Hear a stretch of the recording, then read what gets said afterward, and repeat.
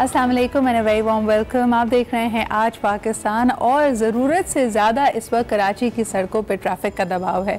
उसकी एक बड़ी अच्छी वजह है, आमतौर पे हम कहते हैं बुरी वजह होती है, अच्छी वजह यह है कि जी क्रिकेट की बहाली के लिए हम देख सकते हैं कि श्रीलंकन टीम पाकिस्तान पहुंची हुई है।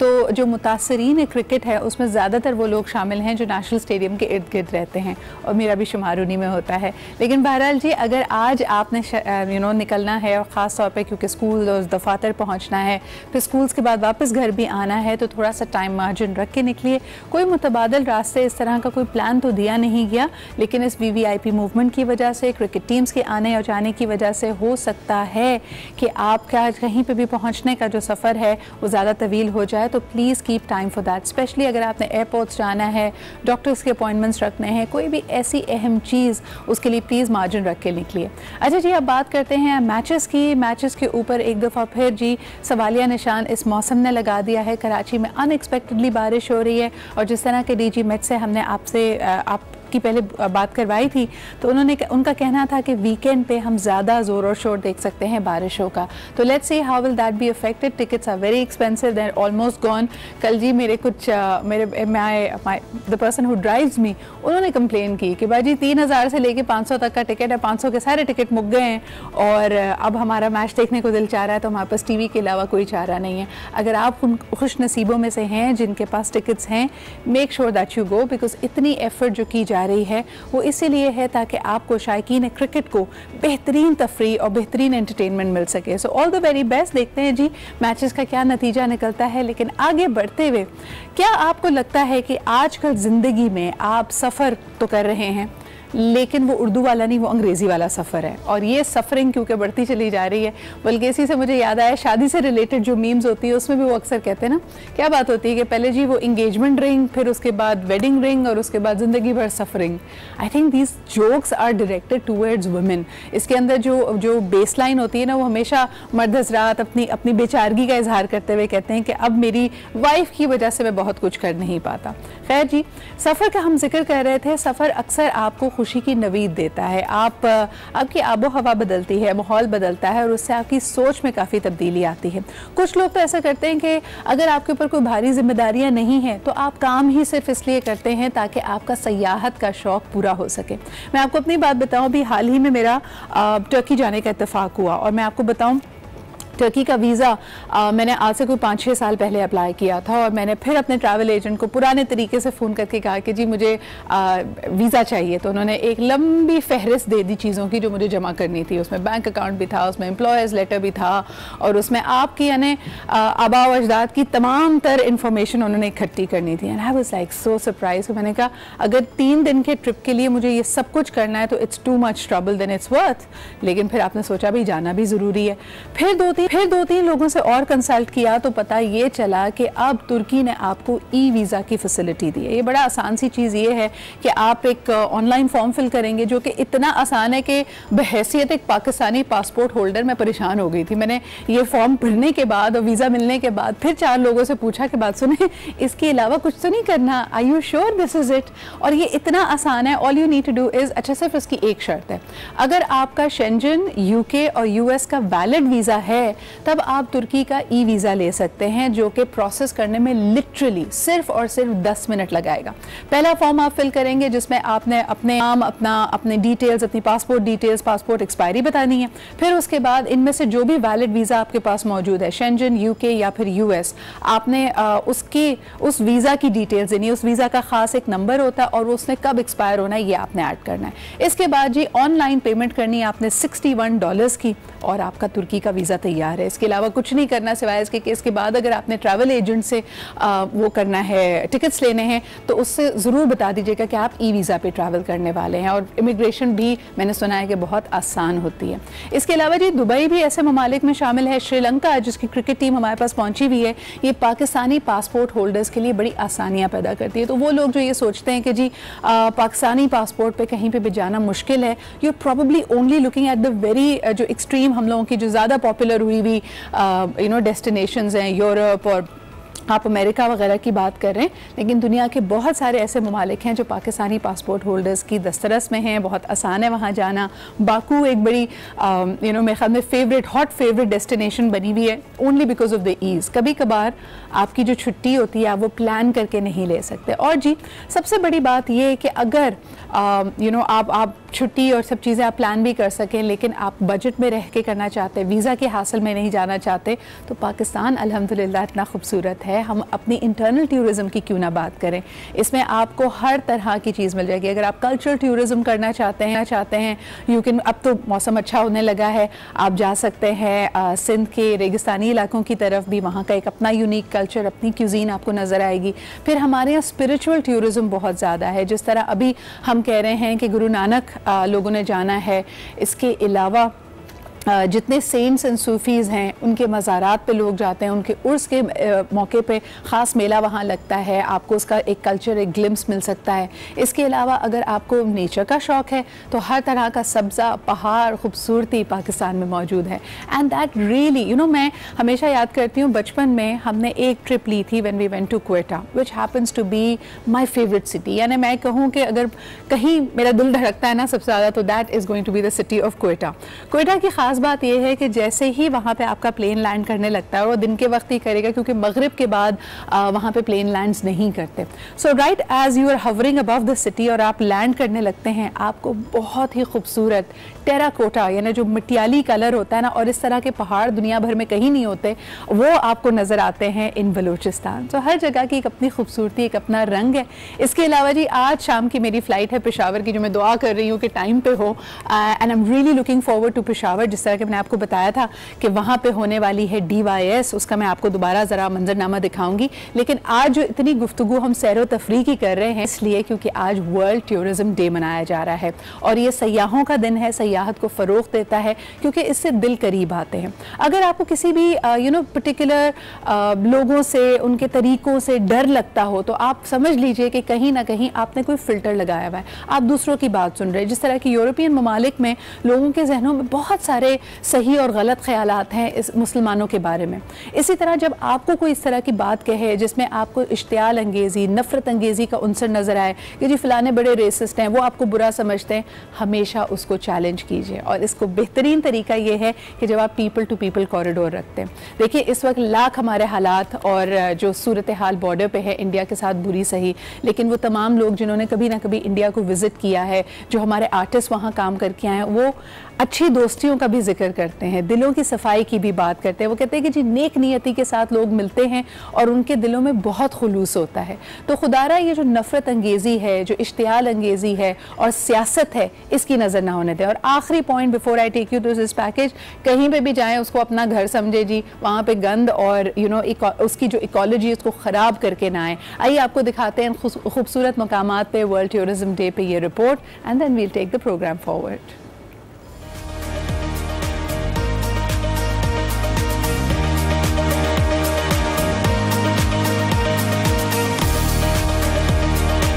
पाकिस्तान समेत दुनिया भर में सयाहत का आलमी दिन।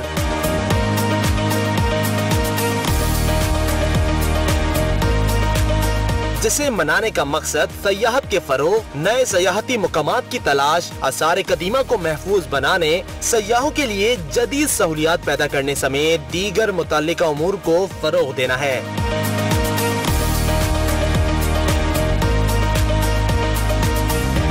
पाकिस्तान के कुदरती मनाजिर में साहिल समंदर से लेकर आसमान को छूती बर्फपोश पहाड़ियाँ, खूबसूरत आबशारें, चश्मे और झरने, सरसब्ज घने जंगलात, वादियाँ, झीलें और सहरा शामिल हैं। पाकिस्तान की स्विट्जरलैंड कहलाने वाली वादी सवात के अलावा रोमान परवर वादी कागान, गलियात, वादी कैलाश, वादी हुंजा वगैरह मुल्क की सयाहों की खास तवज्जो का मरकज है। हुकूमत को मुल्क में सयाहत के शोबे को तरक्की देने के लिए सयाहों को तहफ़्फ़ुज़ फराहम करने के साथ दीगर इक़दामात करना होंगे। अच्छा जी, आपको ये भी बताते चलें कि सयाहों के लिए हर चीज़ नॉर्मल नहीं होती, उसमें कुछ एहतियाती तदाबीर का मैं यहाँ पे ज़रूर जिक्र करना चाहूँगी। एक तो नंबर 1, आपके पास जो आपकी करेंसी और कैश होता है उसका भरपूर ख्याल रखिए। और जो हमेशा बड़े बूढ़े, मेरी अम्मी ने ये टिप बहुत पहले मुझे सिखाई थी कि अपने सारे पैसे सारी चीज़ें एक साथ नहीं रखते बेटा, उसको जो ना जमा अलग अलग तोड़ तोड़ के, कोई एक पॉकेट में कोई दूसरी पॉकेट में, लेकिन सूटकेस में कभी नहीं रखते जो सूटकेस आपका आप बूट में डालने वाले हों, यानी जो आप जमा करवाने वाले हो अपनी फ़्लाइट से पहले, उसमें कभी भी पैसे, नकदी या कोई बहुत ही ज़्यादा कीमती चीज़ नहीं रखें जिसमें जेवरात वगैरह शामिल हैं। इसके अलावा अपना क्रेडिट कार्ड बहुत एहतियात से इस्तेमाल करें। अगर आप किसी ऐसी जगह पे हैं जहाँ पे आपके रिश्तेदार नहीं, आप घर में नहीं रह रहे बल्कि आप कहीं पे भी रह रहे हो, सबसे ज़्यादा जिस चीज़ की आपने हिफाजत करनी है वो आपका पासपोर्ट है। और अगर आपके पास पेपर वीज़ा है जो आपके पासपोर्ट में स्टैंप नहीं हुआ हुआ, उसका ध्यान रखना है। और कोशिश कीजिए, जो एक बहुत ज़बरदस्त टिप होती है, मुल्क से बाहर अगर आप सफ़र कर रहे हैं, अपने पासपोर्ट की 2-3 कॉपीज़ ज़रूर करवा लें और एक पीछे किसी घर वाले को दे के जाएँ कि खुदा ना खासा आपके साथ कुछ गलत हो जाए और आपका पासपोर्ट गुम जाए। क्योंकि मेरे बहुत अच्छे अच्छे दोस्त हैं जो 5 स्टार होटल्स में रह रहे थे, लेकिन समहाउ जी नीयत किसी की भी ख़राब हो सकती है, हाउस कीपिंग स्टाफ था या कोई और था, सेफ़ में उन्होंने चीज़ें नहीं रखी थी। वैसे होटल में हर दफ़ा सेफ़ भी होता है, लेकिन सेफ़ का इस्तेमाल सिर्फ तभी कीजिएगा जब आपकी याददाश्त खुद बड़ी अच्छी हो। कई लोग ऐसे भी मैंने देखे, वो इतना सेफली सेफ में चीज़ें रखते हैं कि उसके बाद वापसी की फ्लाइट में बैठ जाते हैं, फिर ख्याल आता है कि वो चीज़ तो वही रह गई है। So in that case nobody is going to bring back your things. Make sure कि आप सेफ का सही इस्तेमाल करें। लेकिन पासपोर्ट का, जैसे मैं कह रही थी, अक्सर ऐसे मकामात होते हैं कि आप बाहर जब जाते हैं तो आपका, जिस तरह हमारे मुल्क में अच्छे बुरे लोग हैं, स्नैचिंग का डर रहता है। And I know of people जिनका अगर पर्स छिन जाए या वॉलेट छिन जाए तो उनकी सारी नकदी भी चली जाती है, क्रेडिट कार्ड्स भी चले जाते हैं, और अगर वो अपना पासपोर्ट साथ लेके चल रहे हैं तो वो भी चला जाता है। मेक श्योर कि फ़ोटो कापीज़ आपकी उसी तरह नकदी की तरह 2-3 जगह पे हो, घर में फ़ोटो कापी रखी हुई हो, आपको एम्बेसी वगैरह का नंबर पता हो जहाँ पे, जिस मकाम पे भी आप विज़िट कर रहे हैं। बट अल्लाह ताला हम सबको महफूज रखे, और ये वो एहतियाती तदाबीर हैं जो बस आपने लेनी है। इसके अलावा जो एक बड़ा इशू मेरे ख्याल में हमारे साथ होता है, इशू क्या, जो हमारी बड़ी कंसिड्रेशन होती है, फूड। हम ट्रैवल करते हैं तो हमें अच्छा खाना चाहिए होता है, तो हलाल हराम का फ़र्क, ज़बीहा कहाँ पे मैसर है या नहीं। पर अब तो अल्हम्दुलिल्लाह दुनिया के हर मुल्क में मुझे लगता है कि बाआसानी आपको हलाल फूड, आपको ज़बीहा मिल सकता है। So if you are careful about that, that's very good, because more than religious reasons मैं आपको ये भी बता दूँ कि ज़बीहा अब तो इंटरनेशनली, गोरे भी मानते हैं इस बात को, कि सबसे ज़्यादा hygienically created and prepared food होता है। उसमें मीट की सबसे ज़्यादा जो जर्म्स होते हैं, बैक्टीरिया होते हैं, आप उससे रिड कर सकते हैं। So for health reasons as well insist on ज़बीहा। आगे बढ़ते हैं जी। जिस तरह मैंने आपको बताया, Peshawar, I am very excited. कल नंबर 1 एक तो मेरी मास्टर क्लास है, एंड नंबर 2 पाकिस्तान की प्रीमियर टेक कॉन्फ्रेंस वहाँ पे हो रही है, जो मैं आपको बताती चलूँ, जाज़ के, वर्ल्ड बैंक के और खैबर पख्तूनख्वा के IT बोर्ड के तवस्सुत से ये मुनक्किद की जा रही है। ये हर साल होती है। अभी तक तकरीबन 7000 से ज़्यादा इससे लोग इस्तिफ़ादा उठा चुके हैं, जो कि स्टूडेंट्स हैं, यंग आइडियाज़ लेके आते हैं, यंग एंटरप्रेन्योर्स हैं। इट्स अ बबलिंग हब जहाँ पे आपको फॉरेन इन्वेस्टर्स मिल सकते हैं, फंडिंग मिल सकती है, आपको आइडिया को मजीद ट्वीक करने का मौका मिल सकता है, पिच करने का मौका मिल सकता है बड़े बड़े इन्वेस्टर्स को, ताकि आप अपनी गलती, खामी, वीकनेस को दूर कर सकें, और अगर आपका ज़बरदस्त आइडिया है तो उसको राइट इकोसिस्टम मिल सके।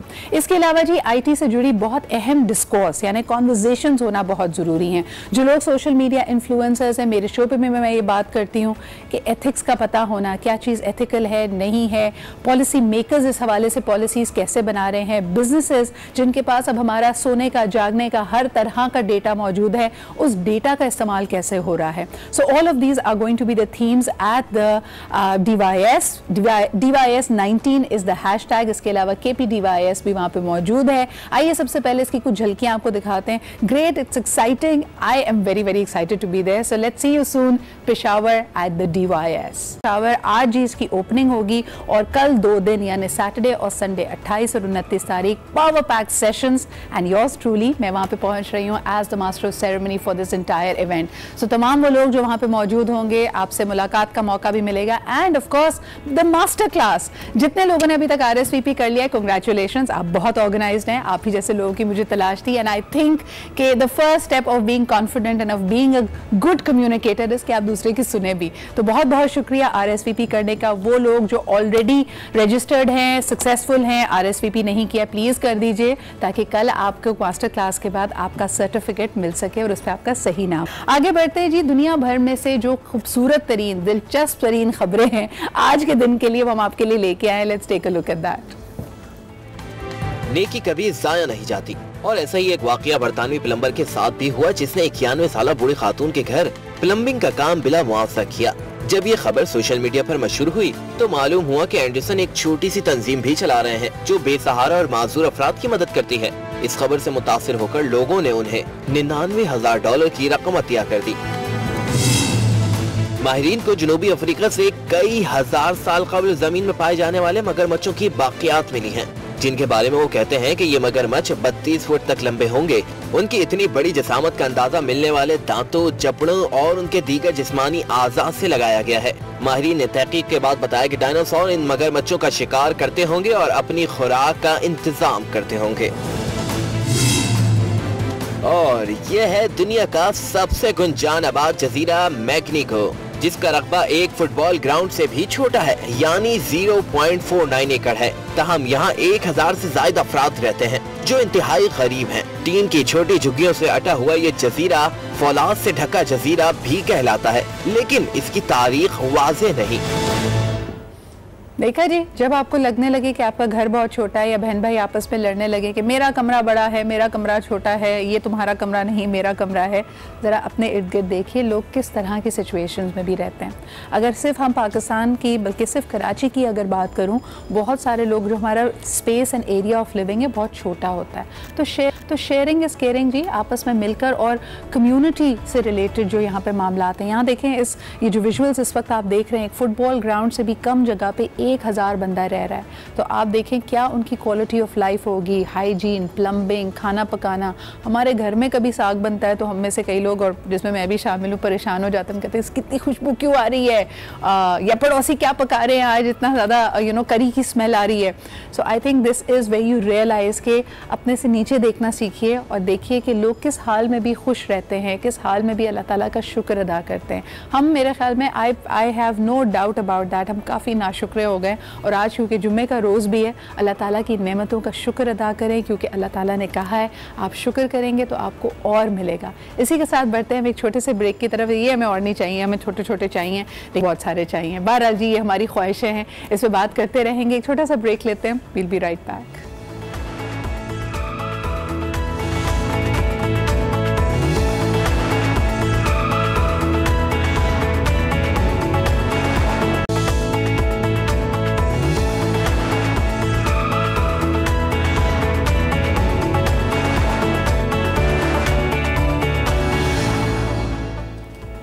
Welcome back after the break. आप देख रहे हैं आज पाकिस्तान झटके और ज़ोरदार तरीके से हमारी एंट्री होती है। भाई बड़े स्टार्स ऐसे ही आते हैं। आगे बढ़ते हैं जी, हम आपको बताते चले कि आज मिलो पाकिस्तान में, और मैं ये अक्सर बात कर रही होती हूँ, कल भी हम बात कर रहे थे और हमने कहा कि जी लोग कराची में चलते ही नहीं हैं और हमारी सड़कें भी इस काबिल नहीं हैं और बेचारा फुटपाथ भी नहीं है हमारे पास, चलते वही हैं जिनके पास सवारी नहीं होती। लेकिन चलने के शौकीन लोग हैं जो यकीनन दुनिया में अपना कोई रिकॉर्ड भी बनाना चाहते हैं इस हवाले से। आई डोंट नो इसके बारे में हमारे पास पैकेज है या नहीं, लेकिन आपको बताते चलें कि इन्होंने जनाब आली बहुत ही एक मुश्किल टेरेन से और बड़े मुश्किल गुजार रास्तों में हर तरह के मौसम में सफ़र करके ये लाहौर पहुँचे। मुझे बताया जा रहा है यूरोप से चले थे और यहाँ तक पहुँचे। सवाल मेरा ये है कि ये कैसे और क्यों कर हुआ, ये इनसे हम बात करेंगे, लेकिन पहले इनके हवाले से एक रिपोर्ट आपको दिखाते हैं। 14 months, 12 countries, and he is now in Pakistan. He is live with us from our Lahore studios. Assalamu alaikum, Miran. Welcome to my show. Assalamu alaikum. Miran, I have a question for you. You walked all the way from Germany to Pakistan. Why did you have to stop in Lahore and we have to take you online? Why couldn't you walk all the way to Karachi as well? Karachi was simply not on my way. I wanted to go to Lahore to my family, and yeah, I really just wanted to arrive at my family's house because I was walking for that reason. Right. Miran, tell me, what like about the aim. weather? I mean, you've crossed about 12 countries, 14 months is a long time, and of course, some countries would have given you a great weather to walk in, while others may have been extreme. Was that a problem?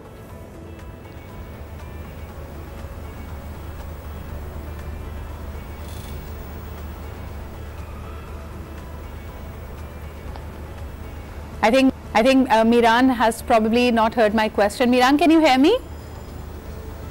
Sorry? Can you hear me?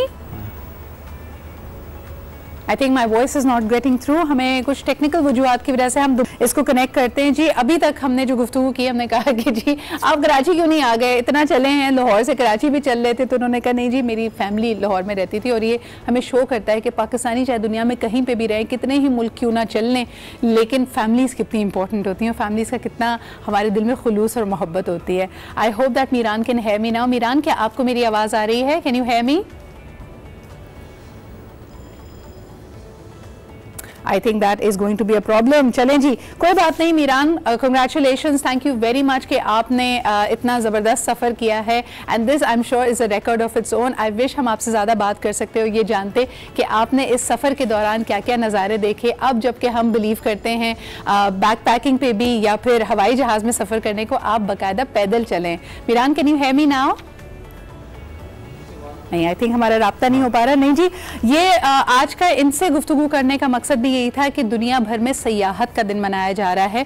तो अक्सर हम बात ये करते हैं कि पाकिस्तान में 18वीं तरमीम के बाद इसको भी विफाकी के बजाय सूबाई मौजू बना दिया गया है। अब ये पाकिस्तान के लिए प्रॉब्लम्स भी क्रिएट करता है, क्योंकि दुनिया भर में जो सयाही मकामात के हवाले से जो कॉन्फ्रेंसेस होती हैं, जो इस तरह के इवेंट्स होते हैं, उसमें एक मुल्क का पवेलियन होता है और सूबे की बुनियाद पर सिर्फ अपने आप को रिप्रेजेंट करना मुश्किल हो जाता है। लेकिन फिर भी सूबाई हुकूमतें कोशिश कर रही हैं, अपना वेब पोर्टल भी लॉन्च किया है। सिंध हुकूमत ने भी, आज हमारे पास मौजूद हैं उनके रिप्रेजेंटेटिव जनाब सरदार अली शाह साहब, जो कि मिनिस्टर हैं of the Sindh tourism board. अस्सलाम वालेकुम, thank you very much for being here सरदार साहब। आपसे गुफ्तगू का आगाज़ करना चाहूँगी। हमें ये बताइएगा कि सिंध के सयाहती मकामात की सैर करने के लिए डिजिटल ऐप पोर्टल मुतारिफ किया गया है, इसमें क्या क्या हो सकता है? और खुसूसन हम ये देखते हैं कि सिंध में जो ज़्यादातर लोग आते हैं वो स्पिरिचुअल टूरिज्म के लिए आते हैं, मुख्तलिफ दरगाहों पे, वहाँ पे जब उर्स मनाया जाता है, जैसे भिट शाह जाते हैं, वो ज़्यादा फोकस में आता है। लेकिन फिर साथ साथ उसमें हम ये भी देखते हैं कि आपको सिक्योरिटी कंसर्न्स भी होते हैं और उसके लिए इंतजाम करने पड़ते हैं। पहले मुझे बताइएगा इस ऐप के बारे में जिसको लॉन्च किया गया है हाल ही में। और आसार कदीमा के जितने भी मौका बारे में इंफॉर्मेशन प्रोवाइड की जाए उनको, और हमने जियो टैगिंग भी उसमें की है कि उनको पता भी चले कि उसका डिस्टेंस क्या है, वो कहाँ से एंड राउट होंगे, वहाँ पर किस तरह वो पहुँच पाएंगे। और उसमें ये भी उनको फैसिलिटी दी गई है कि वो ऑनलाइन बुकिंग करवा सकें, जैसे ट्रिप एडवाइजर और booking.com के थ्रू वो बुकिंग करवा के वहाँ पे आ सकते हैं। डेफिनेटली टूरिज़्म फेडरल सब्जेक्ट रहा है 2010-11 तक, और फेडरल गवर्नमेंट ने उसको जिस तरह सिंध में टूरिज़्म को प्रमोट करना चाहिए उन्होंने नहीं किया। उसके आने के बाद सिंध हुकूमत ने जितने भी उनके वसाइल थे उनको इस्तेमाल में लाते हुए उन्होंने जो भी मिनिमम फैसिलिटीज़ हम डेवलप कर पाए हैं। लास्ट 2 साल, मेरा दूसरा टेन्योर है, अभी 3 साल मुझे होने वाले हैं इस मिनिस्ट्री में। सरदार साहब, आपकी जो काविशें इस हवाले से हम उसको सराहते हैं, और जिस तरह मैं भी शुरुआत में यही बात कर रही थी कि 2010 हम देखते हैं कि ये सूबाई सब्जेक्ट तो बना, लेकिन इसके पास इतने वसाइल मौजूद नहीं होते। और इसी बात को लिंक करना चाहूँगी कि ऐप में अक्सर लोग कहते हैं कि एक बहुत ही खूबसूरत नज़ारा दिखाया जाता है, बेहतरीन फोटोग्राफी होती है, लेकिन जब एक्चुअल मकाम पर पहुँचते हैं तो जो इको सिस्टम, जो सपोर्ट सिस्टम होना चाहिए, जैसे होटल्स की बात की जाए, लॉजिस्टिक्स की, सवारियों की, आना जाना, ये तमाम चीज़ें उस तरह मैसर नहीं है। इसमें क्या तब्दीली लेके आप आए हैं, और क्या सिंध के भी जो सयाही और तफरीही मकामात हैं उसमें उसी तरह के चेंजेस आ रहे हैं, होटल्स, गेस्ट हाउसेस बन रहे हैं? देखिए, एक तो हमारे पास सबसे बड़ा एसटीडीसी के पास मसला ये है कि वहाँ पे परमानेंट एम्प्लॉयमेंट नहीं होती जी। एसटीडीसी SECP में रजिस्टर्ड है और एज ए कॉर्पोरेशन वो रजिस्टर्ड है, इसकी कोई भी रिटायरमेंट बेनिफिट नहीं होते एसटीडीसी के। तो हम वहाँ पे कॉन्ट्रेक्चुअल एम्प्लॉइज रखते हैं, और या हम डेली बेसिस पे रखते हैं, एम्प्लॉयमेंट होती है। तो हमारी नई जितनी फैसिलिटीज़ बने हैं वहाँ पे अभी तक हमारी एम्प्लॉयमेंट नहीं हो पा सकती है। जहाँ पे भी इसको ऐसी मुश्किलात हुई होगी तो हमने अपनी वेबसाइट पे भी रखा हुआ है, उस पर अपना कंप्लेंट नोट वो छोड़ सकते हैं। वो डाइट डिपार्टमेंट को कर सकते हैं, मुझे कर सकते हैं, थ्रू माई PRO कर सकते हैं। जहाँ पे भी टूरिस्ट को मुश्किलात होती है तो हम उसको फिर उसका। सरदार साहब ये भी बताइएगा कि इस ऐप को लॉन्च करने का मकसद, मैं समझती हूँ, एक लार्जर ग्रुप ऑफ टूरिस्ट को अट्रैक्ट करना होगा। आपका फोकस इस वक्त किस पे है? आप फॉरेन टूरिस्ट को बुलाना चाहते हैं, पाकिस्तान भर से टूरिस्ट वहाँ पे आएँ, या सिंध के ही जो मकामी बाशिंदे हैं ताकि उनको तफरी का एक बजट फ्रेंडली मुकाम मिल सके, उनके ऊपर फोकस ज़्यादा है? इस वक्त आपके लिए सबसे ज़्यादा अहम टूरिस्ट कौन है? देखिए, सिंध में बहुत पोटेंशियल है टूरिज्म का, मगर यहाँ पे हमारी सबसे बड़ी रुकावट हमारे पास लाइन ऑर्डर सिचुएशन रही है। सही। गुज़श्ता कई बरसों से, जब से ये टूरिज्म प्रोविंशियल सब्जेक्ट बना है, तो अब तो कराची से लेके पूरे इंटीरियर तक लाइन ऑर्डर सिचुएशन जो है वो काफ़ी बेहतर है, और टूरिस्ट जाते हैं, टूरिस्ट का जो इनफ्लो है वो बड़ा है जाने का। और मैं समझता हूँ इसको हम और भी मॉडर्न लाइन्स पे लाएंगे। हम looking for public private intervention, हम चाह रहे हैं कि प्राइवेट सेक्टर को हम इन्वॉल्व करें। जितनी हमारी साइट्स है वहाँ पे प्राइवेट सेक्टर आगे आके इन्वेस्ट करें, और पोटेंशियल है डेफिनेटली। और जब भी सयाह आते हैं सरदार साहब, वो एक रुझान, एक इन्फ्लुएंस भी लेके आते हैं, और ख़ास तौर पे जो मकामी लोग हैं उनके लिए भी एक दरवाज़ा खुलता है नई अपॉर्चुनिटीज़ का, वो नई तरह की सोच से मुतारिफ होते हैं। लेकिन आप हमें ये बताइएगा, इस ऐप को लॉन्च करने से जो हमने कहा कि कंफर्ट एंड ईज़ होगा टूरिस्ट के लिए, इसमें बुकिंग्स कराने का क्या तरीका है? किस तरह की इंफॉर्मेशन और फैसिलिटीज़ इस ऐप में मौजूद हैं? मैं समझता हूँ कि जो सयाहत है, टूरिज़्म है, सबसे बड़ा प्लेजर है। दुनिया की कोई भी कितने भी आप बड़े फुल्ली रिच हो, आपकी बैंकों में और आपकी तिजोरियों में करोड़ों डॉलर आपके पास पड़े हो, आप दुनिया की कोई भी बड़ी कार आप लेना चाहते हो अपने घर पे मंगवा सकते हो। आपको दुनिया की कोई भी दूसरी चीज़ चाहिए, आपके घर तक आ सकती है, मगर दुनिया का कोई मंजर चल के आपके पास नहीं आएगा। सही। कितना भी अमीर ज़्यादा हो, उसको जाना पड़ेगा और जाके वो मंजर अपनी आंखों से देखना पड़ेगा। सही। तो अच्छा, जी मैं आपसे जानना चाहेंगे, वक्त कम है हमारे पास। सरदार साहब, मुझे ये बताइएगा कि ऑनलाइन ने ये ईज़ तो पैदा किया है, लेकिन इस वक्त आप सयाहों को, टूरिस्ट को, खुसूसन सिंध के हवाले से क्या पैगाम देना चाहेंगे?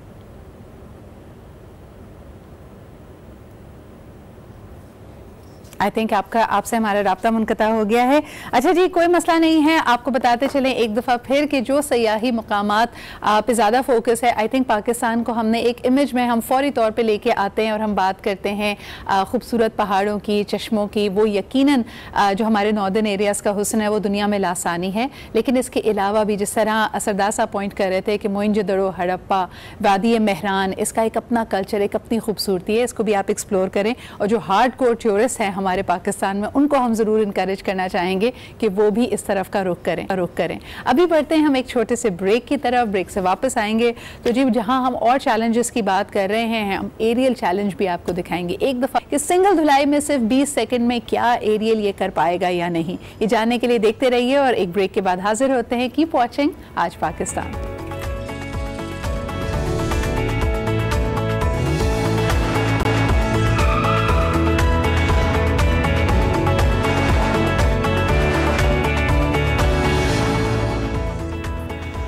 And welcome back. आप देख रहे हैं आज पाकिस्तान। यकीनन एक दफ़ा फिर जी हमारे पास आ गए हैं एरियल, और एरियल के बारे में हमें बहुत कुछ सुनना है, आपसे कुछ समझना है। एक दफ़ा फिर चैलेंज लेके देखते हैं। मेरे बहुत सारे व्यूअर्स ने कहा कि वी डोंट रियली अंडरस्टैंड, हमें नहीं लगता कि सिंगल धुलाई में इतने सख्त दाग निकल सकते हैं। हमने कहा when you see it you believe it. Exactly. और इसी बात को लोग नहीं मान रहे होते ना कि एरियल वाकई एक धुलाई में निकाल सकता है या नहीं। तो इसी बात को, इसी दावे को साबित करने के लिए हम यहाँ पर एरियल का मुकाबला करेंगे लीडिंग डिटर्जेंट से, मार्केट के लीडिंग डिटर्जेंट से। और दाग यहाँ पर मौजूद है, ठीक है। कपड़ा आपके सामने मौजूद है कि 2 रंगीन कपड़ों के टुकड़े हमने यहाँ पर रखे हैं। इस पे है, वक्त नहीं है, वक्त का पूरा इस्तेमाल करें। एरियल का दावा ही है कि कम से कम वक्त के अंदर आपको बेहतरीन सफाई मिलेगी जी, तो आपकी वक्त की बचत भी हो जाएगी। और आप देख सकते हैं कि मैंने इसके ऊपर इंक के दाग को लगाया है, हाँ, जो अमूमन बच्चे स्कूल वगैरह पे लगाते हैं। और ये ऐसे दाग हैं जिसका निकलने में ना बहुत ज्यादा वक्त लगता है, लेकिन एरियल जो है वो दावा करता है कि 20 सेकंड के अंदर एक धुलाई के में ये तमाम दाग जो है वो एरियल निकाल कर दिखाएगा। अच्छा, जरा एक बात और भी आज आपसे करनी थी ना। वैसे ये जो यहाँ पे आप मुझे देख रहे हैं, इनको देख रहे हैं, ये सिर्फ खवातीन का काम नहीं है। ये एरियल इतना ही अच्छा काम करता है अगर लड़के या मर्द हजरात इससे कपड़े धो लें। तो मैं आज अपने प्लेटफॉर्म के जरिए कहना चाहूंगी, शेयर द लोड। अगर आपकी सिर्फ ये काम नहीं है कि अपनी शर्ट पे इंक का दाग लगा के या चाय गिरा के आ जाए, है ना भाई? लड़के भी धो सकते हैं, बिल्कुल लड़के भी धो सकते हैं, और लड़कों को अपने कपड़े तो खुद ही धोने चाहिए। जी बिल्कुल सही बात है, सबको काम बांटना चाहिए। और ये आंटियों की गलती है, उन्होंने कभी अपने बच्चों को कराया नहीं, उनको बड़ा डिफिकल्ट लगता है। देखिए कितना आसान है, ये दाग लगे, ये आपको लगाने आते हैं, ये पार्ट आपको पता है, अब अगला वाला पार्ट आपको ये मेरी बहन सिखाएगी, ठीक है ना? जी बिल्कुल। अब आप ये करें कि आप बता रही हैं लड़कों को, ठीक है, लड़कों को बता रहे हैं, अम्मी ना हो, बहनें ना हो, कोई ना हो, नहीं जब वो होगी तब भी अपने कपड़े खुद धोएं, ठीक है, अपना काम खुद करना चाहिए। हाँ, बिल्कुल सही बात है। तो ये हम देखें, एक कपड़े के टुकड़े को डाल रहे हैं एरियल में और दूसरे कपड़े के टुकड़े को डाल दिया हमने मार्केट के लीडिंग डिटर्जेंट में। बिल्कुल, और कुछ भी नहीं करना है, आपने सिर्फ जो है वो डिटर्जेंट डालना है और हर दफा अपनी लॉन्ड्री के लिए एरियल का इस्तेमाल करना है, क्योंकि एरियल के अंदर मौजूद है ज्यादा हरे ज़र्रात जो सख्त से सख्त दाग की तह में जाके बेहतर निकालते हैं उसको, वो भी सिर्फ एक धुलाई में। देखिए अब आ गया है अक्टूबर, बहुत सारे लोग पहुंचे हैं अपने कॉलेज के लिए बाहर मुल्कों में, तो ये सारे काम बच्चों आपने खुद करने हैं, इसलिए आप सीख लीजिए। अब कितना सा हमें चाहिए होता है पाउडर इसमें पानी में एक लोड के लिए? एक लोड के लिए 120 ग्राम की क्वांटिटी हमेशा इनफ होती है, तो हमें कोशिश करनी चाहिए कि हम क्वांटिटी का खास ख्याल रखें।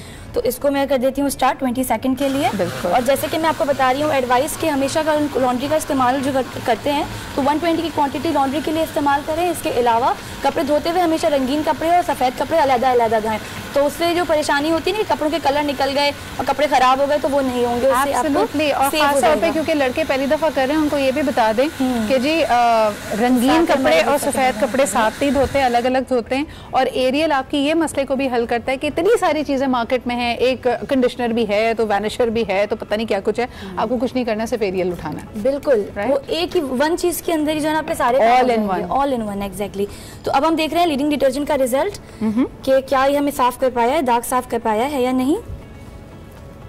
तो हमारे पास मौजूद है लीडिंग डिटर्जेंट का रिजल्ट, जिसने कपड़े के कलर को पूरा खराब कर दिया है। आप देख सकते हैं, इसको हम यहाँ रख दे रहे हैं। और साथ ही अब हम चलेंगे देखने के क्या न्यू एरियल ने जो हमने दाग लगाए थे इसके ऊपर सख्त तरीन दाग, वो हमें उसी सेम टाइमिंग के अंदर 20 सेकंड के अंदर बेहतर रिजल्ट दिए हैं या नहीं। बिल्कुल। साथ ही आप इसके झाग के डिफरेंस को भी देख सकते हैं कि हमने जो कलर इसके अंदर डाले थे, इंक वगैरह का जो कलर था, वो उसने पानी के कलर को जो है वो लीडिंग डिटर्जेंट के आप देख सकते हो कि ब्लू कर दिया है पूरा। बिल्कुल सही। तो ये है मौजूद मेरे पास रिजल्ट न्यू एरियल का, जिससे साबित होता है कि नया एरियल जीत चुका है एक धुलाई चैलेंज। और इसने कपड़े के कलर को साथ ही दाग भी निकाल दिए हैं और इसके साथ ही जो है कपड़े की रंगत को भी बरकरार रखा है। इवन मैं तो कहूंगी कि कपड़े का कलर जो है और ज्यादा ब्राइट लग रहा है। आप दोनों का डिफरेंस देखें तो वॉशिंग रिजल्ट के बाद साफ नजर आ रहा है कि एरियल जीत चुका है एक धुलाई चैलेंज और पाकिस्तान भर की खवातीन इसको लेके बहुत एक्साइटेड है। तो मैं चाहूंगी कि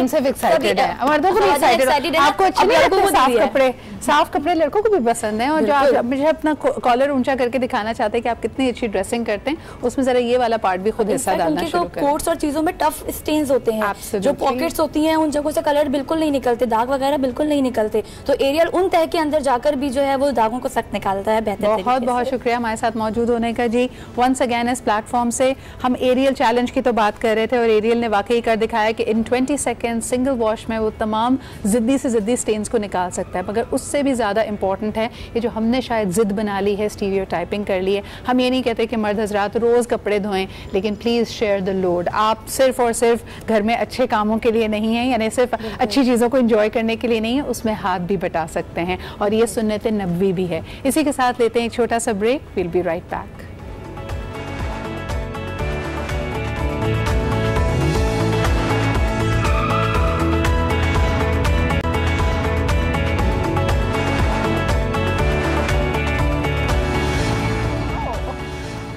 एंड वेलकम बैक। आप देख रहे हैं आज पाकिस्तान जी।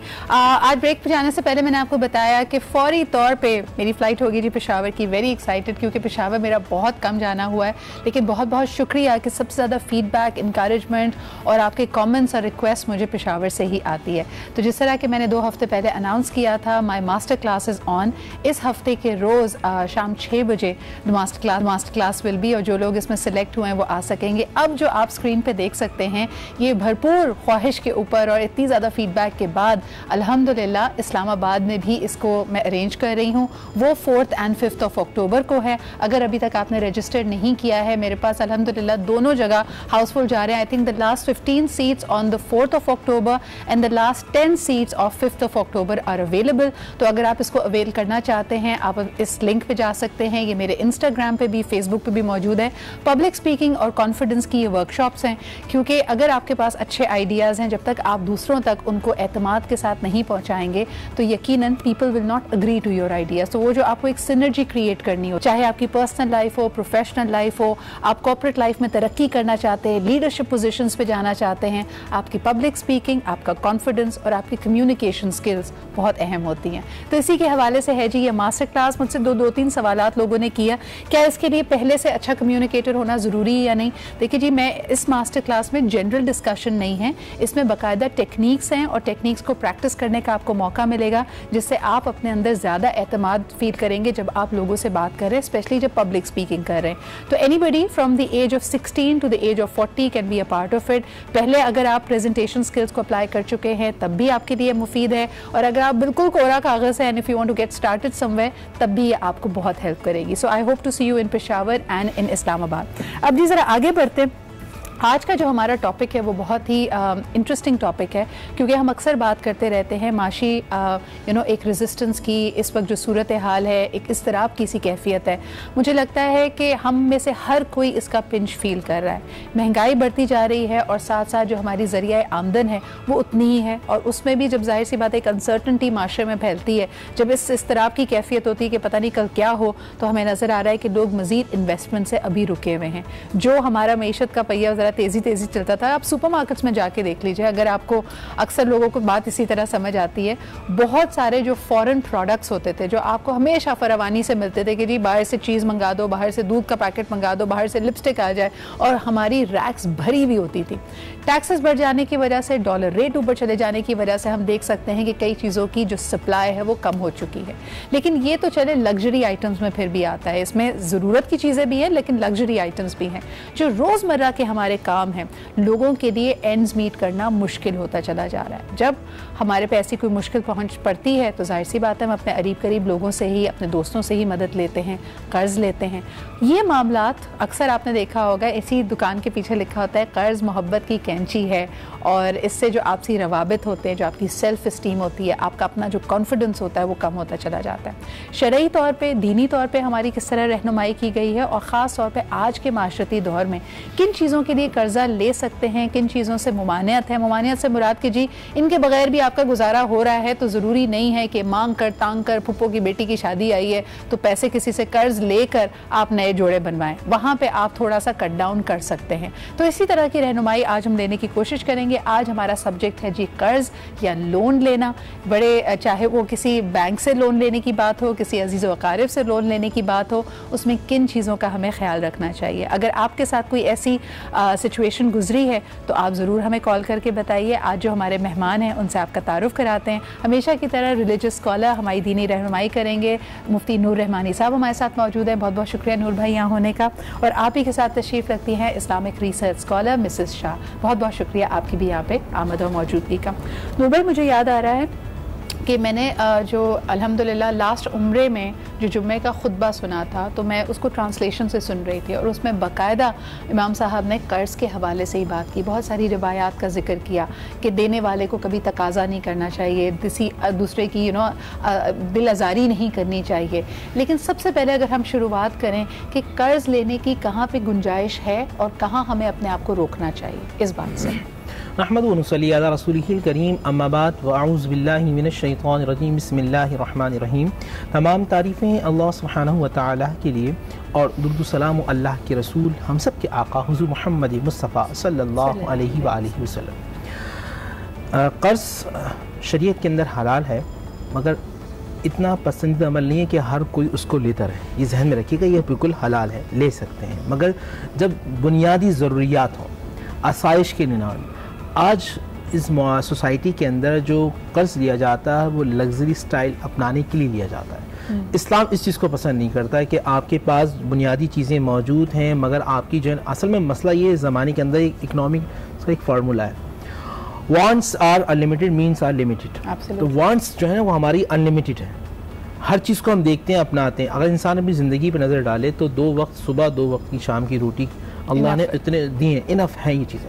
मगर हम जब देखते हैं ये इसका ये स्टाइल है, इसका ये स्टाइल, उस चीज़ को अपनाने के लिए हम जब कर्ज ले रहे होते हैं। अच्छा, यहाँ हदीस में एक बात बड़ी उसूल एक अल्लाह के नबी सल्लल्लाहु अलैहि वसल्लम ने उसूल बयान करता है। फरमाया अगर कर्ज लेते वक्त तुम्हारे देने की नीयत हो और हलाल चीज़ के ले रहे हो तो अल्लाह तुम्हारा मददगार हो जाएगा, अल्लाह ख़जाने गैब से तुम्हारी मदद के लिए मामला तय कर देगा।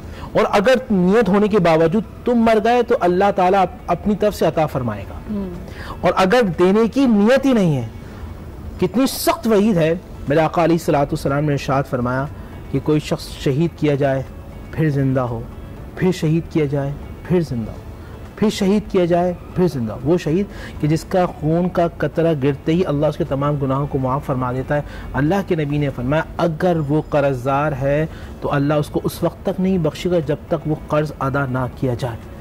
नबी अलैहिस्सलातु वस्सलाम जिसके लिए नमाज़ जनाज़ा पढ़ा तो उसकी बख्शिश व मग़फ़िरत है। अल्लाह के नबी दुआ फरमा दें। जनाज़ा आता है, आप फरमाते हैं, पूछते हैं क्या इस पर कर्ज़ है? रसूलुल्लाह आप फरमाते हैं फिर तुम ही पढ़ाओ, मैं इसका नमाज जनाज़ा नहीं पढ़ाऊँगा। एक तंबीह इस उम्मत मुस्लिमा के लिए फरमाई कि अगर जिस पे कर्ज़ होगा तो उसके लिए मामला बहुत सख्त है कि जब तक वो कर्ज़ अदा नहीं होगा उसकी रूह अल्लाह के सामने मुअल्लक़ रहेगी। फिर नूर भाई सवाल ये पैदा होता है कि आने वाली कल की अदालत से तो हम डरते नहीं हैं शायद, या हमें नज़र आता है जिस तरह दुनिया में रहते हैं ऐसा लगता है हमेशा यहीं रहने के लिए आए। बड़े बड़े सरमायादार अपनी एक के बजाय 5वीं फैक्ट्री लगाने के लिए जब हुकूमत से कर्जा लेते हैं, और वही आपकी वाली बात, देने की नीयत तो होती नहीं है, उसको फिर माफ़ करा लिया जाता है। हमारी मईशत पे, आम आदमी पे बोझ बनता है, क्योंकि ये भी रियलाइज़ नहीं करते ये जो कर्ज़ उनको मिल रहा है हुकूमत की तरफ से ये आम आदमी के टैक्स का पैसा है। इनके लिए क्या कहेंगे आप? शरीफ तरीन वहीद है, नबी पाक सल्लल्लाहु अलैहि वसल्लम तशरीफ़ फरमाए, मस्जिद नबी के अंदर तशरीफ़ फरमाए, सारे सहाबा मौजूद हैं। एकदम आका करीम सल्लल्लाहु अलैहि वसल्लम आसमान की तरफ ऐसा नज़र उठाते हैं और चेहरे मुबारक में परेशानी आया हो जाती है। सहाबा खामोश हैं कि अल्लाह के नबी के चेहरे पे इतनी परेशानी, इतने मामला। अगले दिन सहाबा पूछते हैं या रसूल अल्लाह कल आप इतने ज़्यादा परेशान गमज़दा हो गए थे। फरमाया वो जो कर्जदार के साथ जो अल्लाह मामला करेगा ना उसके मामले को देखकर मैं मोहम्मद परेशान था। आपको पता है 1 इंच अगर किसी की ज़मीन आप हथिया लें, 1 इंच अल्लाह ताला 7 ज़मीन के तौक बना के आपके गले में डाल देगा। आपसे अगर 50 किलो का गले में आपकी कोई लोहा डाल दिया जाए तो आप गर्दन उठा नहीं सकते, उठा नहीं सकती। 7 ज़मीन तौक बनाकर गले में डाल दिया जाए। और जिस तरह मेरी बहन ने सवाल किया, बहुत अच्छा सवाल, पैसा अवाम का होता, जब तक एक एक बंदा माफ नहीं करेगा वो बंदा जन्नत में नहीं जा सकता, हत्ता कि वो और पहाड़ जितने रोजाना सोना अल्लाह की राह में खैरात करता हूँ, वो सारी ज़िंदगी हज करने जाता हूँ। और यहाँ तो मामला ऐसा है कि मिसाल के तौर पे मैंने किसी को 5 लाख रुपए कर्ज दिए और मैं उनसे पूछने के लिए गया कि भाई पैसे कब देंगे, तो घर से आवाज़ आई हाजी साहब तो हज करने गए हैं। भाई पैसे पहले देना, हज फर्ज नहीं है, पैसे देना, लौटाना, कर्ज अदा करना, ये वाले मामला पे हमने आना है इंटरपर्सनल कि कई दफ़ा कर्ज ले तो लिया जाता है उस वक्त की ज़रूरत के लिए, कोई आपको दर्दमंद शख्स अपने पैसे दे भी देता है। आज ये रविश बन गई है कि लोग कहते हैं कर्ज उतना ही दो जिसको तुम राइट ऑफ करने की इस्तिदात रखते हो, कि जी मैंने आपको 5 लाख दिए तो या तो उन 5 लाख की मुझे ज़रूरत ही ना पड़े और मैं उस पर अल्लाह तवक्कल कर लूँ तब मुझे देने चाहिए, वरना आज की समझदारी का सबक ये पढ़ाया जाता है बच्चों को कि पैसे किसी को कर्ज ना दो। तो इवेंचुअली हम सब बेहिस हो जाएंगे, हम सब इनसेंसिटिव हो जाएंगे। कोई एक्चुअल जरूरत पे भी आके अगर आपसे कहेगा कि उसको कर्ज की जरूरत है तो शायद हम अपने दिलों को सख्त कर लें। एक कॉलर हमारे पास है, उनसे बात करते हैं। हेलो जी, अस्सलाम वालेकुम। वालेकुम अस्सलाम सिद्रा, मुझे आपसे एक बात भी कहनी है और एक सवाल भी मौलवी साहब से पूछना, 2 मिनट दीजिएगा। जी बिल्कुल। मुझे कहना ये कि कर्ज जो है वो बहुत अच्छी चीज है, सदके से ज्यादा अफजल है। कर्ज जो है वो जरूरतमंद को दिया जाता है, सदका हर किसी को दिया जा सकता है। मौलवी साहब से ये पूछना है कि खर्च की नमाज जनाजा जायज नहीं, क्या ये बात सही है? और खर्च की अगर मुकर्ररा वक्त दे दिया जाए तो बहुत अच्छी बात है, नहीं तो मोहलत देना भी बहुत अच्छी बात है। सही, बहुत बहुत शुक्रिया मैम कॉल करने के लिए। ये सवाल मैं नूर भाई के पास लेके जाती हूँ, लेकिन अगर इसी का थोड़ा सा जवाब पहले मैं मिसेस शाह आपसे भी ले सकूँ। क्या समझती हैं आपके, इन्होंने कहा कर्ज देना बहुत अच्छी बात है और किसी ज़रूरतमंद को आप दे रहे हैं, लेकिन अक्सर जिस जहाँ पे हमें शायद शैतानी वसवसा आ जाता है या हम मुगालते में पड़ जाते हैं कि मुझे अगर कहीं पे भी 1 सेकंड का डाउट हो जाए कि ये शख्स मुझे बेवकूफ़ बना रहा है, अपनी ऐसी ज़रूरत बयान कर रहा है जो शायद इसकी नहीं है, तब मुझे क्या करना चाहिए अपने आप को थोड़ा सा रीज़न आउट करने के लिए? अल्हम्दुलिल्लाह रब्बिल आलमीन वस्सलातु वस्सलामु अला सय्यिदिल अंबिया वल मुरसलीन। आपने बहुत अच्छी बात की तरफ इशारा किया। इस माहौल का असर हर शख्स की ज़ात पर होता है। माहौल में जो चीज़ हम कसरत से देख रहे होते हैं उसी का असर हमारी ज़ात पर होता है। मगर अल्लाह तआला ने परवरदिगार आलम ने कुरान करीम में इरशाद फरमाया है कि बेहतरीन है वो मर्द और औरतें जो पूरे खुलूस के साथ अल्लाह की राह में खर्च करें, किसी को कर्ज दें, अल्लाह उनका दुगना अजर कर देता है और बेहतरीन अजर सवाब उनके हिस्से में लिख देता है, दुगना उनका माल भी कर देता है। अल्लाह ने पहले ही हमें ये ऑफर दे दी कि पूरे खुलूस के साथ अगर हम किसी को कर्ज देते हैं, किसी की हेल्प करते हैं, किसी की इमदाद मदद करते हैं, तो उसमें पहली चीज़ पूरा खुलूस होना चाहिए। ना तो कोई दिखावा हो, ना ही कोई उससे कोई चीज़ ज़्यादा लेने की गर्ज हो, किसी भी किस्म की कोई चीज़ भी रियाकारी में शामिल ना हो, बिलखसूस खुलूस के साथ हो तो अल्लाह तबारक तआला से डबल अजर भी है, अजर अजीम भी है, दुगना माल भी है, हर किस्म की ऑफ़र है। मगर माहौल का तकाजा और हमारे माशरे का अलमिया ये है कि हम दूसरों को देखें कि उसने उसको कर्ज वापस नहीं दिया था या उसके पैसे वहाँ फंस गए थे, तो हम भी इस चीज़ से बचने की कोशिश करते हैं। कभी कभी रियाकारी में हम कर्ज देकर समझते हैं कोई हमारे दिल की उलझन हो। जैसे अभी नूर भाई ने बड़ी अच्छी बात की कि किसी का कर्ज लेके आपने गबन किया हुआ है, लेकिन अपने अंदर अगर जो थोड़ा सा इस्तराब आप पा रहे हैं उसको कम करने के लिए किसी और की मदद कर दी। यानी आपने पैसे गबन किए 2 करोड़ रुपए, किसी को 5,000 रुपए दे के आप समझ रहे हैं मेरे दिल का बोझ हल्का हो गया। क्या कहेंगे, हम इस तरह का मामला करते हैं ना, अल्लाह मियां तो सब देख रहे हैं। ये गलत है, नाजायज़ है, हराम, ये बात जहन में रखिएगा। बहन ने जो सवाल किया था कि मखलूस की नमाज जनाजा होगी या नहीं, नबी पाक सल्लल्लाहु अलैहि वसल्लम ने इरशाद फरमाया, जनाजा सामने आया, आपने फरमाया इस पे कर्ज है तो तुम पढ़ लो, तो इसका मतलब इशारत है कि जो मकरूज है उसकी नमाज जनाजा होगी। लेकिन कोई मुफ्ती आज़म जो बड़ा मुफ्ती होगा, आलिम दीन होगा, वो तंबीहन नहीं पढ़ाएगा लोगों को दिखाने की तादीबन कि नमाज जनाजा इसको कोई दूसरा आलिम पढ़ाए, यानी कि नबी साहब ने इसको पसंद नहीं फरमाया। एक चीज़ उन्होंने फरमाया कि कर्ज़ के हवाले से बात की कि देखिए कर्ज़ जहाँ ज़रूरत हो, अल्लाह के नबी सल्लल्लाहु अलैहि वसल्लम भी कर्ज़ लिया करते थे, लेकिन देने की पहले नियत होती थी।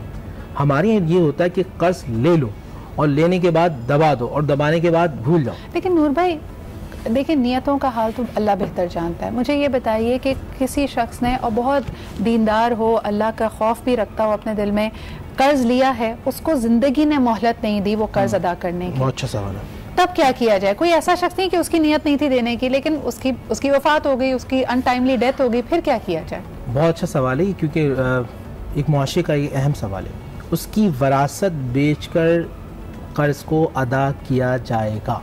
कोई शख्स आता है और कहता है कि जी फलां, मैं वालिद साहब आया, बेटे के पास आया कि आपके वालिद इतना लिया था, बेटे को मालूम है, तो बेटे को ये शरीयत कहती है कि ये जो घर है, ये घर बेचने के बाद जो वरासत है, वरासत में सबसे पहले उसका तदफीन वगैरह के बाद जो है, अगर कर्ज है तो कर्ज अदा किया जाएगा, उसके बाद फिर वरासत तकसीम होगी। सबसे पहला जो मामला होगा वो कर्ज का। लेकिन फिर दुनियावी मामलात का क्या करें? अगर कोई शख्स जिसका इंतकाल हो जाता है, उसकी बेवा भी है, छोटे बच्चे हैं, एक वाहिद उनका साहिबान उनका घर है, ठीक है कर्ज देने वाले तकाजा कर रहे हैं, क्या उनके दिलों में खुदाए खौफी नहीं होनी चाहिए कि मोहलत ज़रा बढ़ा दी जाए? मज़े की बात है, आप देखें प्यारे आका करीम सल्लल्लाहु अलैहि वसल्लम जहाँ कर्ज लेने वाले की बात की, अब कर्ज देने वाले को क्या कहा?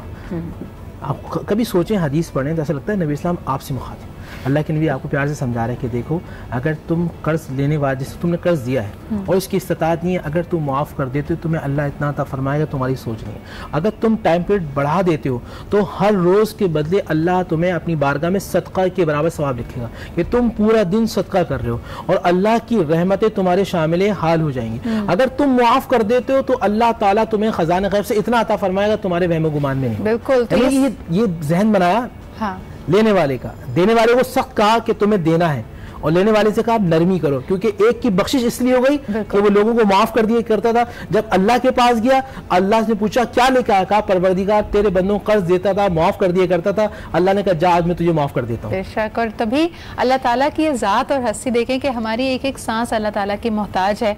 लेकिन कुरान हकीम में फिर भी कहा जाता है कि जब आप किसी यानी खल्क़े खुदा की मदद करते हैं, उनको किसी भी तरीके से राहत पहुँचाते हैं, तो अल्लाह अल्फाज जो इस्तेमाल करता है कुरान हकीम में कि जैसे तुमने मुझ पर एहसान किया, तो अल्लाह की ज़ात देखिए फिर उस एहसान का बदला जो आपको सवाब और अजर मिलेगा वो हमारी सोच से बालातर है। एक कॉलर हमारे साथ है, उनसे बात करते हैं। हेलो जी, अस्सलाम वालेकुम। जी वालेकुम अस्सलाम जी, ताहिर बात कर रहा हूँ। जी ताहिर साहब क्या कहेंगे? जी, मुझे ये मौलाना साहब से एक ये मसला पूछना था, जैसे कर्ज से रिलेटेड जैसे लोग जो बैंकिंग में होते हैं या जो हमारी कराची जैसे स्टॉक एक्सचेंज का इशू है, उसमें जितनी भी कंपनीज हैं वो सारी बैंकिंग के थ्रू 99% चल रही हैं। सही। तो उसमें जो भी कारोबार करना, लेना देना या बेचना, आया वो जायज है, चाहे वो बैंकिंग सेक्टर हो, इंश्योरेंस सेक्टर हो या दूसरे टेक्सटाइल सेक्टर हो, उसमें टोटल सूद पे काम चलता है। सही। तो उसमें जो भी है, जैसे कर्जा माफ करने वाली बात हो रही है, वो उसमें कर्जा जैसे अगर हुकूमत देती है तो उसमें तो आवाम का पैसा होता है जी, तो उसमें एक इंडिविजुअल का पैसा नहीं होता और हुकूमत उसको माफ भी कर देती है अपने बिहाफ पे, चाहे किसी भी सूरत में कर दे। सही। तो आया हम जो भी ट्रेडिंग करें या बैंकिंग का जो निजाम यहाँ पे हमारा है ही टोटल सूद पे, तो उस निजाम को हम करते हुए क्या हम ये हमारे लिए जायज है? सर बहुत बहुत शुक्रिया आपके कॉल करने का। अहम सवाल है, एक ब्रेक की तरफ मुझे बढ़ना पड़ रहा है, लेकिन जितना मैं भाई इकोनॉमी को समझती हूँ, ये आपकी कंसर्न बिल्कुल वैलिड है। इसको सही या गलत फौरी तौर पे कहना शायद हमारे लिए पॉसिबल नहीं होगा, लेकिन आपको बताते चलें कि इस तरह की अगर आपकी सोच है, बहुत अच्छी सोच है, और इसी के हवाले से इस्लामिक प्रोडक्ट्स आपको मार्केट में मिल जाएंगे, ऐसे बैंक भी मिल जाएंगे, इन्वेस्टमेंट अपॉर्चुनिटीज़ भी मिल जाएंगी, और अब इंश्योरेंस, क्योंकि देखिए इस्लाम में इंश्योरेंस का तो कोई कॉन्सेप्ट नहीं है, अश्योरेंस कहा जाता है इसको। अश्योरेंस आपके पास इस्लामी पैकेजेस में इस्लामी प्रोडक्ट्स उसकी मौजूद हैं, आप उसको एक्सप्लोर कर सकते हैं, और यकीनन ये जो आपके दिल में एक अल्लाह ताला ने बात डाली है उसको आप आगे लेके चल सकते हैं। एक छोटा सा ब्रेक लेते हैं, विल बी राइट बैक।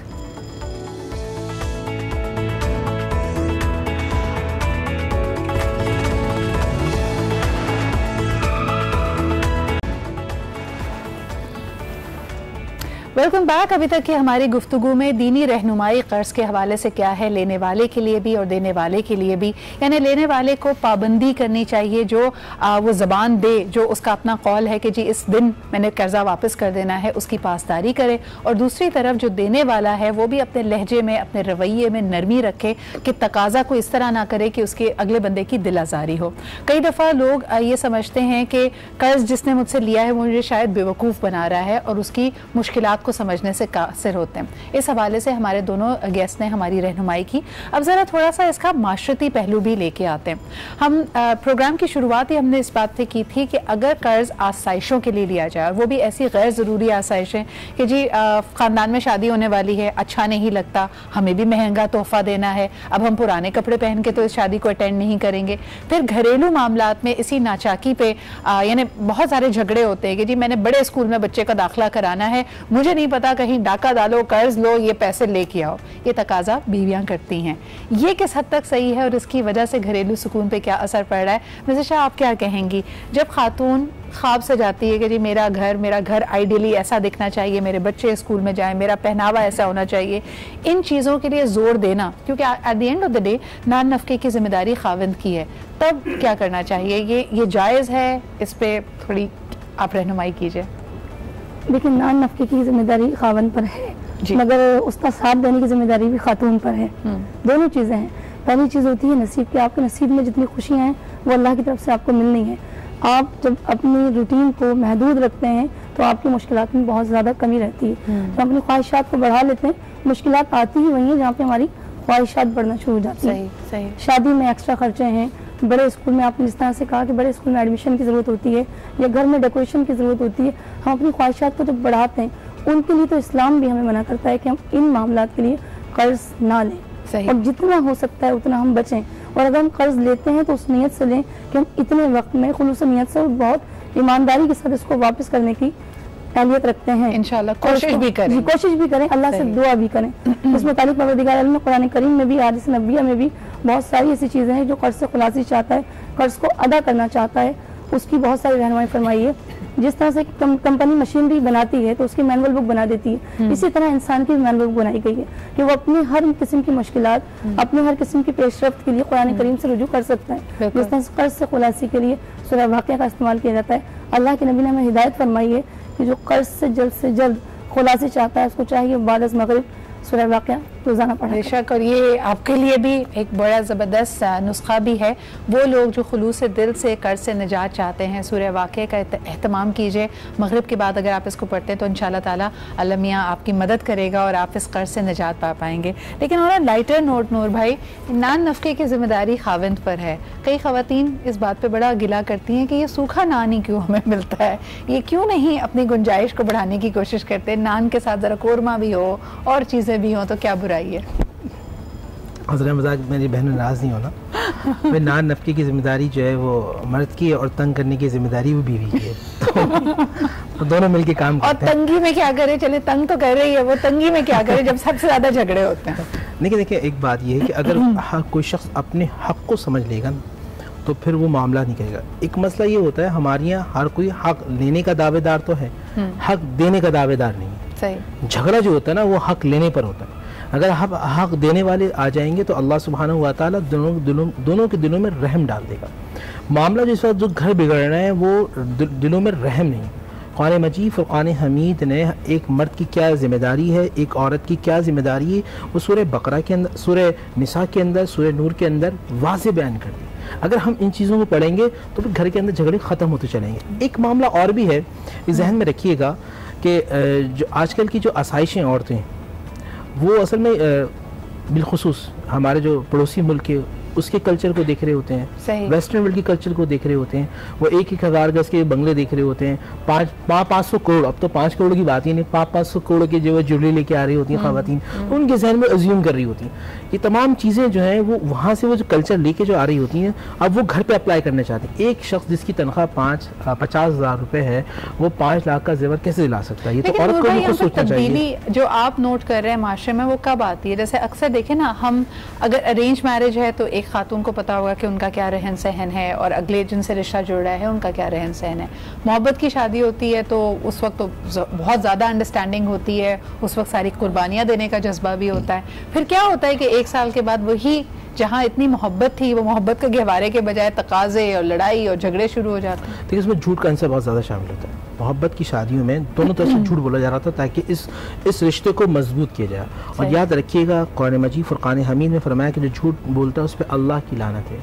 तो जब अल्लाह की लानत होती है बंदा अल्लाह की रहमत से दूर हो जाता। जब अल्लाह की रहमत से दूर हो जाता तो जो अल्लाह की सिफात में से एक है सिर्फ मोहब्बत मवद्दत, वो बंदे के दिल से ख़त्म हो जाती। जब ख़त्म हो जाती है तो खिंचाव आना शुरू हो जाता है। आप देखें अक्सर 1 साल के अंदर ही सेपरेशन हो जाती है। उसकी बुनियादी वजह लड़की की तरफ से भी बहुत ज़्यादा झूठ होता है और लड़के की तरफ से भी बहुत।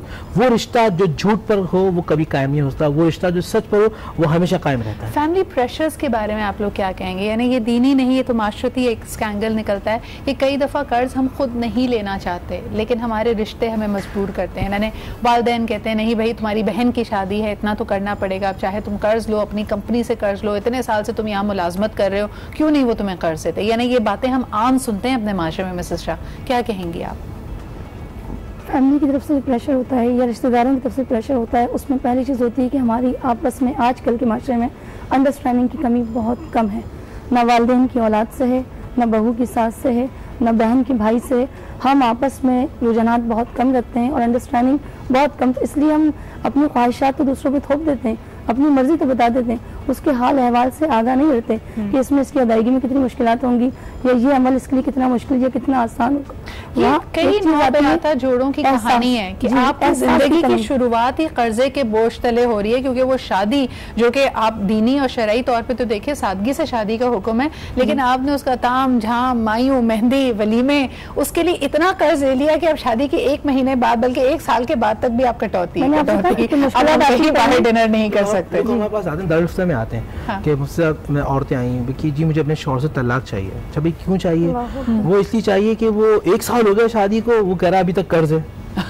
तो भाई क्या जरूरत थी? जब आपकी तनख्वाह 50,000 रुपए है तो आपने 25 लाख रुपए क्यों खर्च किए? शुरुआत जिंदगी की इस तरह करना, नूर भाई इसके बारे में कुछ लोगों को बताएं कि क्या, यानी एक जो आपका न्यू वेडिंग का पीरियड होता है वो तो अंडरस्टैंडिंग का पीरियड है, आप एक दूसरे को समझ रहे हैं, एक दूसरे के खानदान को, तौर तरीकों को, आप उस पर मजीद फाइनेंशियल बर्डन जब डालते हैं तो अपने लिए मुश्किलात पैदा करने वाली बात है। लेकिन एक बात ध्यान में रखिएगा, नबी पाक सल्लल्लाहु अलैहि वसल्लम के आप तरीके से जितना दूर जाएंगे जहमत का शिकार हो जाएंगे। मेरा करीम सल्लल्लाहु अलैहि वसल्लम ने निकाह को आसान कर दिया कि मस्जिद के अंदर जाएं, काजी साहब जाएं, लड़के वाले जाएं, छुआरे हों और ख़त्म हो जाए। लड़के की जिम्मेदारी है कि वो लड़की वालों को खाना खिलाए। आज सारा बर्डन लड़की वालों पे डाल दिया जाता है। शरीयत ने कहा, लड़के से कहा कि तुम पैसे दो, जहेज़ का सामान जो होता है, अक्सर लोग बीबी फातिमा रदी अल्लाह, आप जैसे घरों में जब जाते हैं ना, जहेज़ की बातें होती हैं तो औरतें कहती हैं कि नबी पाक सल्लल्लाहु अलैहि वसल्लम ने भी अपनी बेटी को जहेज़ दिया था, ज़रा उनको ये बताया जाए कि सैयदना अली की ज़रा मुबारक बेच कर दिया गया था। वो लड़के के पैसे थे बेसिकली, जो जहेज़ का सारा सामान था। अब ये बातें क्यों भूल जाती हैं हमारे यहाँ? अब बात आती है जब हक महर पर आती है तो फिर वो बीबी फातिमा रदी अल्लाह तआला के 32 रुपये के हवाले से याद है, वो 32 दरहम थे जो इस ज़माने के अंदर तो लाख रुपये की बनती करेंसी। आप शरीयत को समझें तो पूरा समझने की कोशिश करें। कितना अच्छा आसान हो कि मस्जिद के अंदर, मसाजिद जो कम्युनिटी सेंटर थे, वहाँ जाके निकाह हो और निकाह के बाद रुखसती हो जाए, ख़त्म हो गई शादी। नूर भाई, आपने तो खुद नोटिस किया होगा कि हम मदीना, मक्का मुकर्रमा, अल्लाह ताला सबको ज़ियारत पे लेके जाए, जब उम्रे पे जाते हैं तो आपको मलेशिया से न्यूली वेडेड कपल्स नजर आते हैं। उन्होंने बहुत सादगी से शादी की होती है और आपको उनके हुलिये से, उनके चलने फिरने से पता चल जाता है कि एक न्यूली वेडेड कपल है और उनकी पहली ख्वाहिश होती है कि साथ आके वो लोग उम्रा जो बॉन्डिंग मक्का मदीने के अंदर होगी उसमें तलाक नहीं होगा। मैं आपको सही बता रहा हूँ, एक जहनी हम आएंगी अंडरस्टैंडिंग जो मदीना, हाँ, आज जब आप अल्लाह के घर को देखेंगे, उसके निज़ाम को और अहद करेंगे कि परवरदिगार, ये जो हमने एक साथ एक मुआहदा किया है, परवरदिगार इसको जब तक जिंदा रहे, ऐ अल्लाह इसको कायम रखना, तो इंशाअल्लाह जो मक्का और मदीना के अंदर जो अहद किया जाता है वो इंशाअल्लाह पूरा होता है। बेशक बेशक। मिर्ज़ा शाह, आप क्या कहेंगी कि अगर कर्जे का बोझ बहुत ज़्यादा है, अब चलें आने से अगली दफ़ा लेने से तो इंसान तौबा कर लेगा, लेकिन इस वक्त अगर बहुत ज़्यादा और इसकी वजह से जहनी इस्तराब है, कई लोग होते हैं ना अपने गुस्से पे काबू नहीं रख पाते कि मर्द की जिम्मेदारी है, तुमने कर्जा अदा करना है, वो घर में आए वो झुंझुलाया हुआ है, खातून ऑलरेडी एक गुस्से की कैफियत में है, तो इसको कैसे कम करें, इस पर मैं आपसे बात करूँगी। एक कॉलर से पहले बात कर लेते हैं। हेलो जी, अस्सलाम वालेकुम। हेलो जी, अस्सलाम वालेकुम। वालेकुम सलाम जी, कौन सा, आप कहाँ से बात कर रहे हैं? जी, मैं हाजी मुफ्ताल बोल रहा हूँ, कामों की गुजरांवाला से। जी जी जी, क्या कहना चाहेंगे? जी मैडम, मैं ये कहना चाह रहा हूँ कि 1971 में मेरे वाल साहब फौत हो गए थे। जी हेलो। जी जी, आप बोलते रहिए, आपकी आवाज़ आ रही है। जी, मैं 1971 में मेरे वाल साहब फौत हो गए थे जी। तो उस वक्त मैं 1 साल का था। ओके। तो तकरीबन 35 से 40 साल जो है ना, मेरे चाची जो है ना, वो जमीन 4 कनाल जमीन मेरी दबा के बैठे हुए थे। जी जी। तो मैं 5 बहनों का एक भाई था। सही। तो वो क्या नाम है इसका, जमीन दबा के बैठे हुए थे। फिर मैं जब बड़ा हुआ हूँ तो फिर मैंने चाचा के ऊपर केस किया अदालत में। जी। तो अदालत ने मेरे हक में फैसला कर दिया। सही। फिर अदालत ने जब फैसला कर दिया तो फिर पंचायत बैठी है बरादरी की, उन्होंने भी मतलब फैसला किया कि फैल को भी कितने पैसे देंगे आप जमीन के इवज। ठीक है। वो उन्होंने मुझे पैसे दे दिए 4 कनाल के इवज, जो भी मतलब 4 लाख दिया, 5 लाख दिया। ओके जी, आपको पैसा भी मिल गया फिर? जी जी, मिल गया। तो वो मैं ये चाह रहा हूँ कि मैंने तो माफ कर दिया चाचा को ना, जो मतलब 35-40 साल में जमीन का वो खाते रहे, फसल जो भी है, ठीक है, मैंने माफ कर दिया। मगर चाचू अभी तक मतलब जेल में ये चीज बिठा के बैठे हुए हैं कि जी ठीक है, हो सकता है कि वो कहें कि जी मेरे पीछे ने आखिर जो ना मेरे से पैसे ले लिए, तो मैंने माफ कर दिया चाचू को। सही।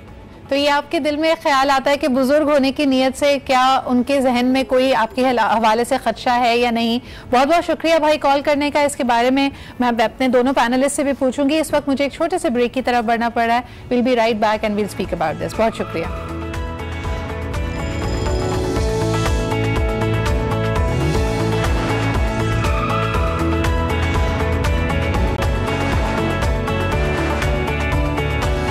सवाल यही है।